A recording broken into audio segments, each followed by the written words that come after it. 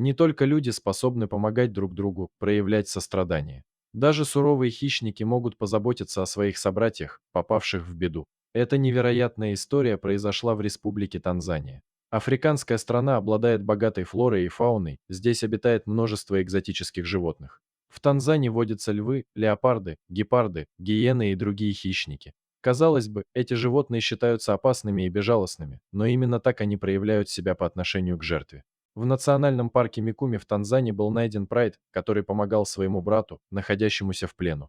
Дело в том, что львенок с детства страдал от огромных металлических прутьев, которые сковывали его шею. Бедняга целых 3 года жил в невыносимых страданиях. Но самое удивительное в этой истории – это то, как вели себя другие львы. Они помогали бедняге выживать все это время, несмотря на капкан у него на шее.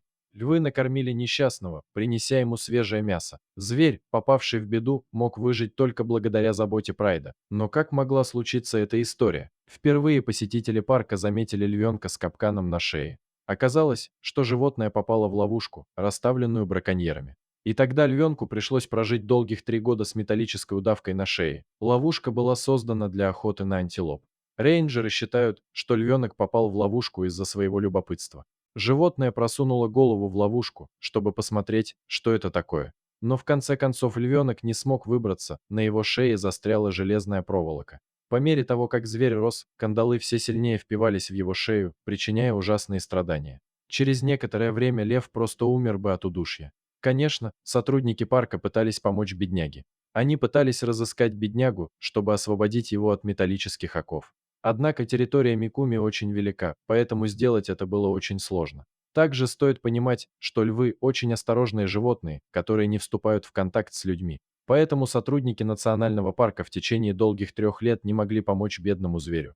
И если бы не поддержка Прайда, львенок очень скоро умер бы. Дикие животные, сестры и братья животного, попавшего в капкан, постоянно приносили ему пищу, добытую на охоте. Они поддерживали львенка, не давая ему умереть. К счастью, попавшее в беду животное было освобождено. Рейнджеры с помощью туристов все же выследили льва с железными прутьями на шее. К месту нахождения животного были вызваны ветеринары, которые ввели животному снотворное, после чего провели процедуру по снятию кандалов.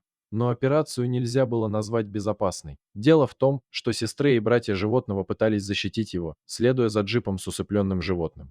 Они хотели забрать льва у людей, думая, что те хотят сделать с ним что-то плохое. Животные проявляли свою заботу до последнего, не только кормя жертву, но и защищая ее от потенциальной опасности. К счастью, металлическая удавка все еще была снята с шеи льва. Ветеринары сказали, что повреждения от ловушки были очень глубокими. Без вмешательства врачей лев прожил бы недолго.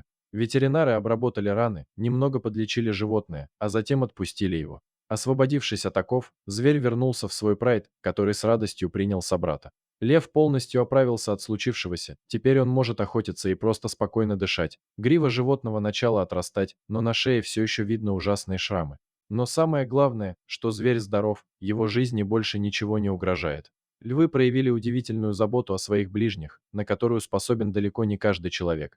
Оказывается, животные тоже могут быть сострадательными и помогать друг другу. Что самое удивительное, так это то, что суровые хищники, безжалостные к своим жертвам, смогли это сделать.